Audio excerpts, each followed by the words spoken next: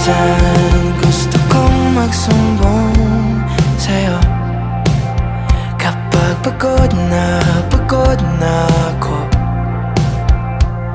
Tama pa bang init na yakap mo ang hinahanap ko?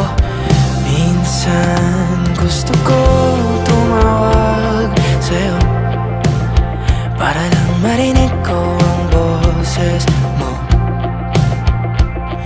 Mali na ba kapag nakangiti ako?